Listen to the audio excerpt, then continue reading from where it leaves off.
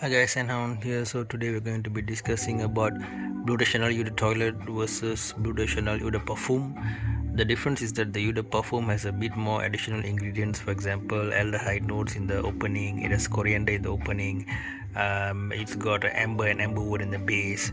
But otherwise, the similarities of grapefruit opening, other spices like nutmeg, ginger, jasmine, the synthetic ISO-E specials is there, and then vetiver, cedar, patchouli, and all these base notes, right, with white musk. Okay, so these are the ingredients, and I already said about the additional things in Eau de Parfum being aldehydes and amber gives it a bit more weight and it blends well with the incense, so it feels like a more balanced perfume compared to the Eau de Toilette. Most reviewers take a liking to Eau de Parfum, and when I was chatting with the Chanel salesman, who I because when I walked by the showroom, I used to talk to the salesman, and then I used to go buy something else in other kiosks. But this time when I sort of chatted with him, he said his own personal favorite is Eau de Parfum because he feels it's just perfect, not so heavy as Parfum and not too light and too raw like Eau de Toilette. All right. So of course there's this it's part of the blue line. We all know that Bleu de Chanel Eau de Toilette was the progenitor or the starter of this blue trend in 2010, and although it was copied by this, okay, our good old Savage here, uh, taking inspiration from the original Bleu de Chanel, but Savage ultimately became a more polished and more more harmonious, I would say, note blending, right?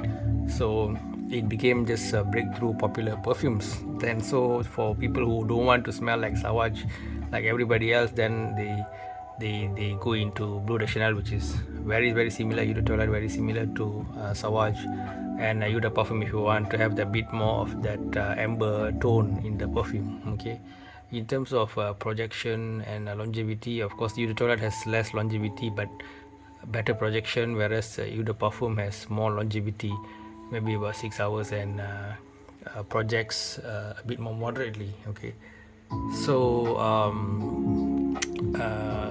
which one should you choose? If you're going for bang for the buck, number one. If you're going for more balanced perfume, and even if you were to look at what generally people agree is a better blend, it will be Eau de Parfum. All right, Eau de Parfum. But however, if you feel more youthful, if you want a more energetic fragrance with other various notes sort of jetting out a bit, if you want a good projecting but maybe a shorter lasting perfume, then you should go for Bleu de Chanel and Eau de Toilette. Alright, so both of them have their place, and many people buy the full set.